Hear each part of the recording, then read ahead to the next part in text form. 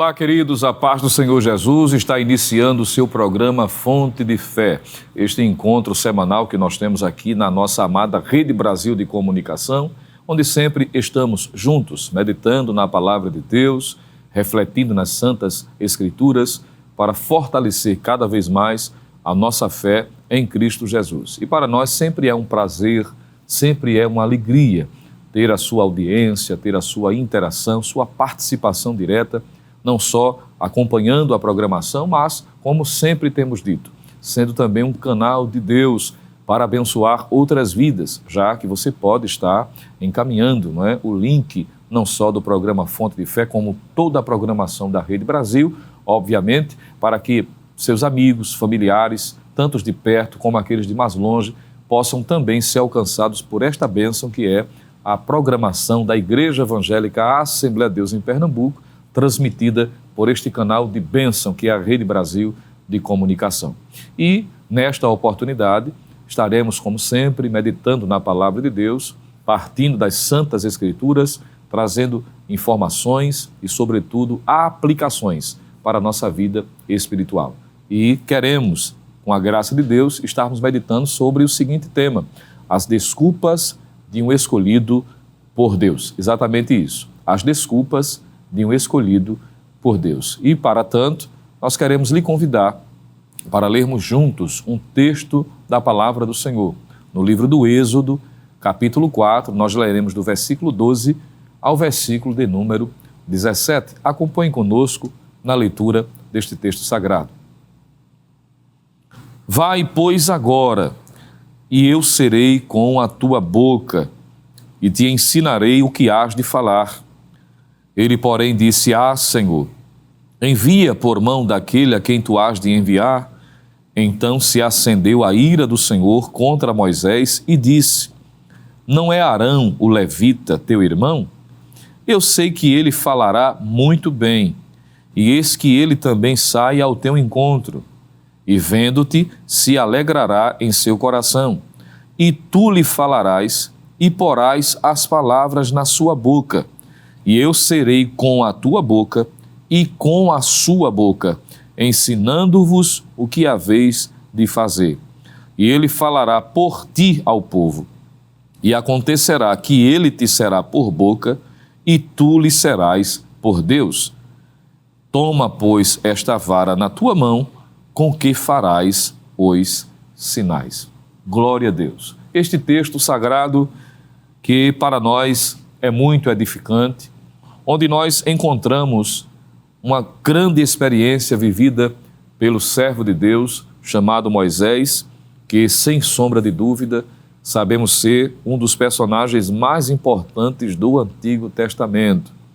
Sua história registrada no livro do Êxodo, sua influência que perpassa o Antigo Testamento e também ao Novo e que chega até os nossos dias, são influências inspiradoras, traços de sua biografia que trazem um impacto e onde nós aprendemos verdades importantíssimas. A propósito, nós encontramos, sendo Moisés um instrumento de Deus, não só para legislar, para liderar a nação de Israel, mas como um sacro escritor em que escreve o que é denominado de o Pentateuco, de Gênesis a Deuteronômio, os 5 livros da lei, da Torá, como também composições encontradas até mesmo no livro dos Salmos. Nós encontramos este homem demonstrando a sua piedade e, sobretudo, a sua influência e a sua vida abnegada para o serviço de Deus. Ele foi comissionado por Deus para uma árdua tarefa, para ser um homem usado pelo Senhor, representando Deus na terra, podemos assim dizer, sendo um instrumento de bênção não só para a nação de Israel, para as nações vizinhas que se relacionaram de forma positiva com o povo escolhido por Deus, de modo que este homem é um exemplo para nós, tanto de situações que devem ser evitadas, porque ele era um ser humano como qualquer um de nós somos, mas, sobretudo, nós encontramos muitas virtudes destacadas deste servo de Deus. A respeito de Moisés, primeiro é bom lembrarmos de que este personagem ele surge na história bíblica como sendo o resultado de um milagre. A propósito, o próprio nome de Moisés, em hebraico, traz a ideia de tirado das águas. Nasceu no Egito, conforme está revelado no texto sagrado, era filho de um homem piedoso chamado Amrão e também sua mãe se chamava Joquebede, ambos advindos da tribo de Levi, possuindo 2 irmãos, Miriam, que era a sua irmã mais velha, e Arão. Está isso em Êxodo capítulo 2, versículos de 1 a 10. Ele posteriormente constitui família, casando-se com Zípora, filha de Reuel, constituindo a sua família e também tendo 2 filhos, Gerson e Eliezer, ou Eliezer, como queira, além de se tornar um libertador para a nação de Israel. Em um cenário caótico, em que a sua preservação é um sinal da manifestação do poder de Deus, visto que Moisés, ao já nascer, ele nasce em um ambiente hostil, sendo este também objeto de uma grande perseguição. Porque você há de lembrar de que quando Moisés surge, quando ele nasce, os hebreus estavam enfrentando um momento de muita opressão. Como disse, pelo fato de estarem escravizados no Egito, por mais de 400 anos, este povo estava aprisionado e nos últimos anos sofrendo de forma sem precedentes. Nasceu durante a escravidão egípcia, em que o povo estava sendo oprimido pelo faraó, mostrado conforme está em Êxodo capítulo 1, versículo 15 e 16, de modo que havia até uma sentença contra a pessoa de Moisés, já que havia sido estabelecido que toda criança nascida na casa dos hebreus, sendo menino, deveria ser assassinado, deveria ser morto, em razão de que a preocupação da liderança do Egito, em razão do crescimento dos hebreus naquela nação. E em razão de um fato histórico, muito provavelmente relacionado a uma civilização chamada de Íxos, que haviam se levantado contra os egípcios, eles estavam com receios de que essa história se repetisse, de modo que havia uma preocupação para que os hebreus não crescessem, para que a população hebraica, ou hebreia, melhor dizendo, crescesse. Então Moisés surge dentro deste cenário difícil, embora também foi alvo da provisão, porque mesmo sendo preservado em um período de 3 meses, uma vez que ele era uma criança com saúde, muito robusta, já não se podia mais escondê-lo dentro de casa. E como você conhece bem a história, sabe que por uma necessidade, por um ato de fé, como diz o escritor aos Hebreus, sua mãe e seu pai tomaram a decisão de colocá-lo estrategicamente e pedir de que Miriam, sua irmã mais velha, acompanhasse todo o cenário em que a criança estaria sendo vista ou encontrada por alguém, muito especialmente pela elite egípcia, conforme de fato aconteceu, já que foi colocado a criança estrategicamente presa aos juncos, diferente do que alguém imagina, de que a criança foi colocada e o rio Nilo foi conduzindo, o que não seria possível, em razão de toda a estrutura e o perigo que incorria essa atitude. O texto é claro em dizer de que os pais colocaram a criança dentro da cesta, presa aos juncos, que era uma planta aquática comum no rio Nilo. E exatamente no momento em que a filha de Faraó estava se banhando juntamente com suas donzelas. Veja que a provisão de Deus, o seu cuidado, a sua misericórdia se estendeu na vida desta criança, em razão de um grande projeto que Deus tinha para com ele. Porque Deus intencionava usar nada mais, nada menos do que a vida daquele menino como sendo instrumento de bênção, de cuidado, de direção para uma nação que seria estruturada para receber as promessas, as bênçãos de Deus, que Deus havia prometido a Abraão, a Isaque e a Jacó, e a partir disso se tornar uma grande nação estruturada, conforme o próprio Deus também disse a Abraão, dizendo que daquela família, consequentemente de seus descendentes, todas as famílias da terra seriam abençoadas. E é exatamente dentro desse cenário que Moisés surge também como um homem escolhido por Deus. Primeiro, a respeito da escolha de Deus para Moisés, é claro em dizer de que Moisés foi escolhido por Deus em resposta ao clamor do povo de Israel, ou até então do povo hebreu, visto que eles estavam sofrendo, como dissemos, enfrentando um cenário de perseguição, de muita dificuldade, como já aqui narramos, e o próprio texto bíblico traz informações detalhadas a este respeito. O povo estava clamando, o povo estava pedindo socorro. O próprio Deus faz questão de relacionar isto, de mencionar isso, quando aparece de forma gloriosa ao próprio Moisés, que estava, nesta ocasião, no deserto, pastoreando as ovelhas de seu sogro Jetro. Se você quiser acompanhar, veja aí, por favor, Êxodo, capítulo 3. E leia conosco, a partir do versículo 7, vamos ler até o versículo 10. Veja o que está escrito na palavra de Deus. Êxodo, capítulo 3, versículo 7 ao 10. E disse o Senhor, Deus está dizendo a Moisés, naturalmente, dizendo: tenho visto atentamente a aflição do meu povo, que está no Egito, e tenho ouvido o seu clamor por causa dos seus exatores, porque conheci as suas obras. Portanto, desci para livrá-lo da mão dos egípcios e para fazê-lo subir daquela terra a uma terra boa e larga, a uma terra que emana leite e mel, ao lugar do cananeu, e do Eteu, e do Amorreu, e do Ferizeu, e do Eveu, e do Jebuseu. E agora, eis que o clamor dos filhos de Israel chegou a mim, e também tenho visto a opressão com que os egípcios os oprimem. Vem agora, pois, e eu te enviarei a Faraó, para que tires o meu povo, os filhos de Israel, do Egito. Veja que o texto aqui é claro em Deus relatar para Moisés de que Deus estava levantando-o como sendo um líder para uma ocasião específica em resposta ao clamor da nação ou em clamor dos hebreus, em vistas com o propósito, de trazer livramento, visto que o povo estava clamando. Deus disse: eu estou me apresentando a você, Moisés, porque eu escolhi para que você fosse um instrumento de livramento para aqueles que vêm me clamando. Veja que por isso podemos afirmar, sem sombra de dúvidas, de que Moisés foi levantado como resposta do clamor do povo. Segundo, ao lermos o versículo que acabamos de ler, versículo de número 10, nós encontramos também a respeito da escolha de Deus na vida de Moisés como sendo uma decisão soberana do Deus de Israel. Deus disse: vem, pois, agora, e eu te enviarei a Faraó, para que tires o meu povo, os filhos de Israel, do Egito. Veja que Deus revela de forma muito clara: foi Deus quem escolheu, foi Deus quem decidiu.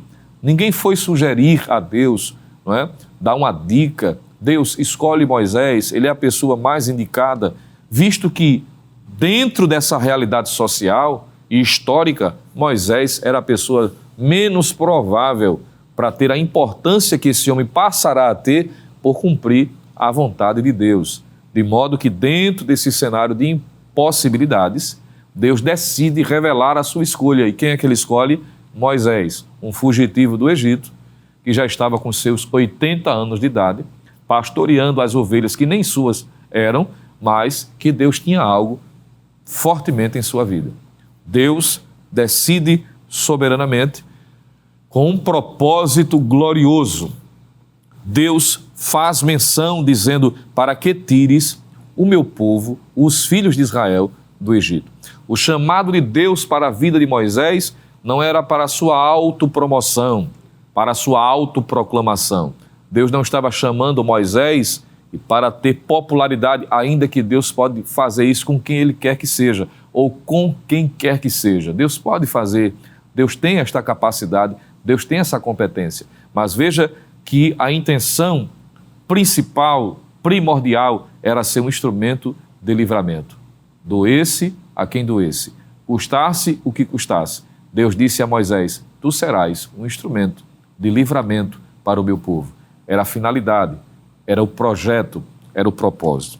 Mas dentro dessa realidade, veja que o tema da nossa reflexão é desculpas de um escolhido por Deus. Dentro desse projeto maravilhoso, extraordinário, naturalmente, Moisés, ao se deparar com a dinâmica, com a dimensão, com a extensão e com a magnitude do projeto de Deus para a sua vida, imaginemos como foi assustador, como foi impactante. Primeiro, ver a manifestação teofânica de Deus. E quando nós falamos de manifestação teofânica, essa expressão teofania é uma expressão utilizada pelos teólogos para descrever, em linhas gerais, a manifestação física, visível de Deus ao ser humano. Já que Deus é perfeito, glorioso, então, dentro da limitação humana, Deus utilizou-se de recursos para que fosse entendido, compreendido e até visto, se é que eu posso assim dizer, como acontece aqui. Então, ao ver Moisés a sarça que pegava fogo e não se consumia, isso já foi impactante. Algo tão extraordinário que ele próprio diz, me aproximarei para ver o que é esta visão. Veja que ele entende que não é algo comum. O algo comum era a sarça pegar fogo, que era comum no deserto, mas pegar fogo e não se consumir e não se deteriorar, isso já chama a atenção de Moisés. E quando ele ouve de dentro da sarça a voz do Deus Todo-Poderoso dizendo, eu sou o Deus de Abraão, o Deus de Isaque e o Deus de Jacó, eu imagino o quanto o coração de Moisés bateu mais forte, o quanto ele ficou impactado. E em terceiro, quanto à mensagem de Deus para ele, tu serás um instrumento de livramento. Você já parou para meditar na dimensão e na magnitude da experiência vivida por este homem? E em razão das suas muitas limitações diante do chamado divino, Moisés naturalmente sentiu-se incapaz. E ele passa, a partir deste momento, a apresentar algumas desculpas a Deus na tentativa de correr, de convencer a Deus, de tirá-lo deste propósito e colocar outra pessoa em seu lugar. Eu acho isso curioso. Mas observe, quando lemos, por exemplo, Êxodo capítulo 3, versículo 11, nós vamos encontrar a primeira desculpa de Moisés a Deus, dizendo ele, capítulo 3, versículo 11, então Moisés disse a Deus, quem sou eu que vá a Faraó e tire do Egito os filhos de Israel? Veja que a primeira desculpa que nós podemos aqui identificar é que Moisés estava demonstrando a Deus, ou querendo dar a entender a Deus, de que ele, Moisés, não era a escolha certa. Quando ele diz, quem sou eu? Ele está reconhecendo suas limitações. É como se ele estivesse dizendo a Deus, Deus, eu não consigo corresponder. Eu não sou a pessoa ideal para atender esta vocação, esta convocação. Moisés conhecia como ninguém o Egito, sabia das implicações, do orgulho de Faraó, das dificuldades. Além disso, ele já não se sentia capacitado para falar diante do rei, da pessoa mais importante das nações na época, a maior potência bélica, intelectual, financeira de seus dias, que era o Egito. E quando ele faz uma observação a respeito desta condição, ele diz, Senhor, eu não sou a pessoa ideal, eu não sou a escolha certa. Ele reconheceu as suas limitações.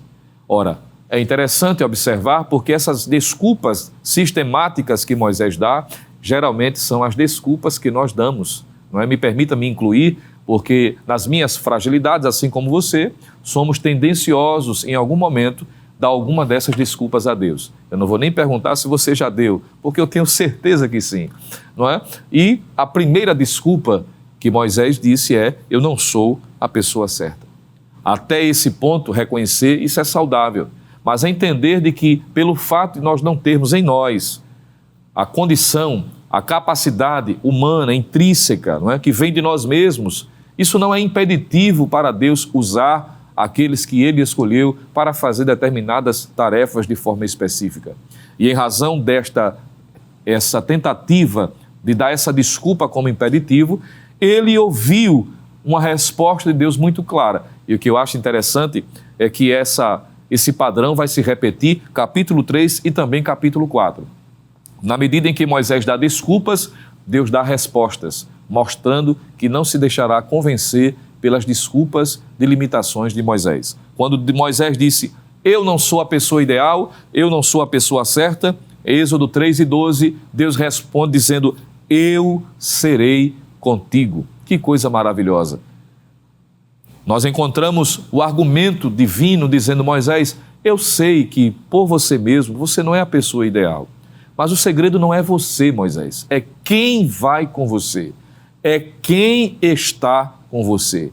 Esta mesma argumentação, Deus vai dizer a Josué, depois que Moisés morre. Josué preocupado, porque não é fácil substituir nada mais, nada menos do que Moisés, na grande tarefa de conduzir o povo para adentrar a terra prometida, mas Deus diz a Josué o segredo do sucesso, daquilo que Moisés desfrutou como intimidade, como vitórias da parte de Deus, que Deus deu durante a peregrinação que durou 40 anos. Deus disse assim: como fui com Moisés, assim também serei contigo. De modo que quando nós nos sentimos incapazes, tendo a convicção e a certeza que nós não somos as pessoas ideais, e é verdade isso, podemos afirmar, eu sei que você tem essa consciência também, mas o segredo para quem foi escolhido por Deus é quem nos escolheu e quem está conosco. Ele disse: eu serei contigo. Deus não disse assim: você vai só. Ele disse: vem, pois, comigo, e eu te enviarei a Faraó, para que tires o meu povo, os filhos de Israel, da terra do Egito. A segunda desculpa para a gente avançar e já seguir para a conclusão desta reflexão está no versículo de número 13, Êxodo capítulo 3, versículo 13. Então disse Moisés a Deus: eis que quando vier aos filhos de Israel e lhes disser: o Deus de vossos pais me enviou a vós, e eles me disserem: qual é o seu nome? Que lhes direi? Ora, veja que Moisés, além de reconhecer de que ele não é a pessoa certa, e Deus responde dizendo: eu estarei com você, eu serei contigo, agora Moisés diz que não sabe o que dizer. Ele não sabe o que falar, ele não tem as respostas, ele não sabe como se portar quando as pessoas começarem a retrucar, perguntar, indagar, principalmente em razão de conhecer a realidade espiritual, religiosa da nação egípcia. Ele diz: eu não sei o que dizer. Temendo que o povo hebreu questionasse a respeito da revelação, Moisés queria saber qual era o nome de Deus, para ter a resposta, para saber o que dizer. Ele estava dizendo: eu não sei o que dizer.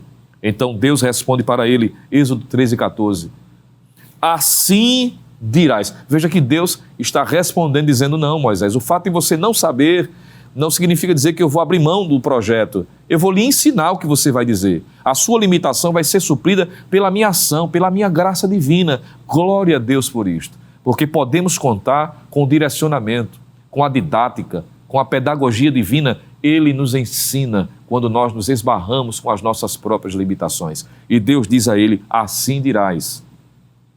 O Senhor disse a Moisés o que ele deveria dizer. Quando você chegar lá, você vai dizer assim: eu sou o que sou. Assim dirás aos filhos de Israel: o eu sou me enviou a vós. Êxodo 13, 14.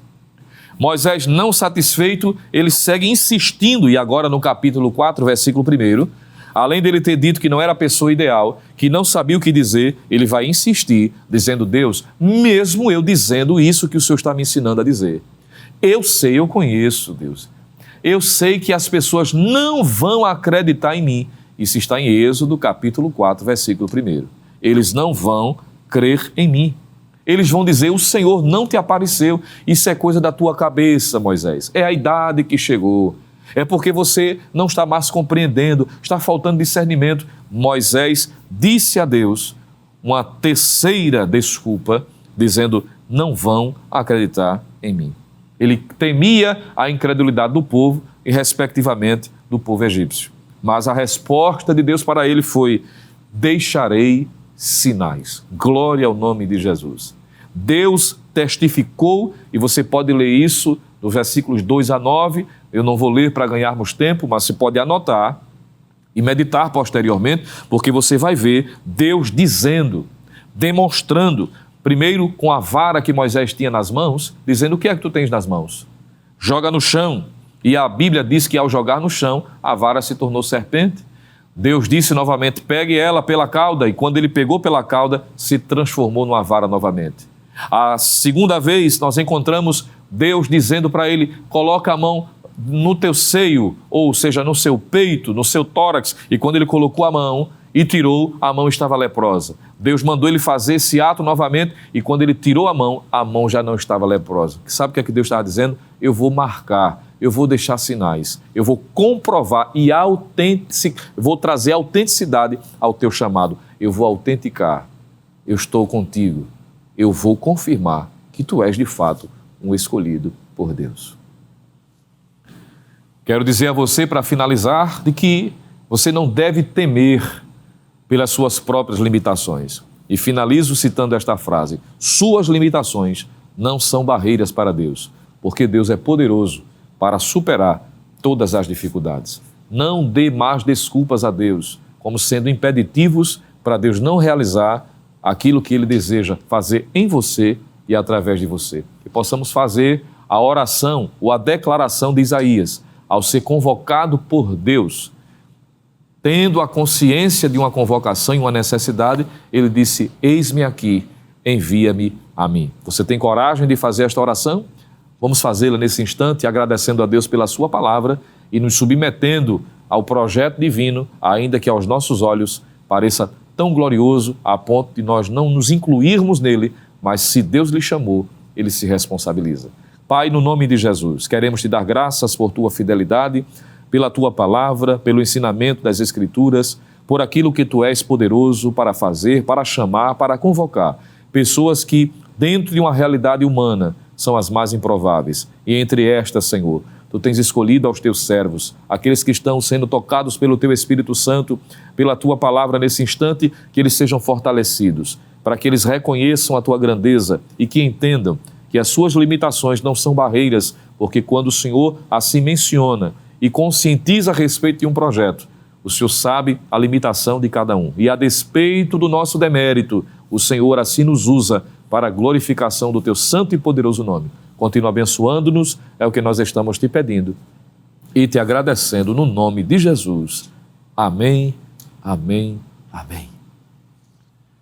Queridos, está sendo finalizado o seu programa Fonte de Fé, mas, como sempre lembramos, você seguirá sendo abençoado com a programação da Rede Brasil de Comunicação e até o próximo Fonte de Fé, se Deus assim nos permitir. E que a graça do nosso Senhor e Salvador Jesus Cristo, o amor de Deus, o nosso eterno Pai, a comunhão e as divinas consolações do Santo Espírito permaneça sobre você e toda a sua família, agora e para sempre.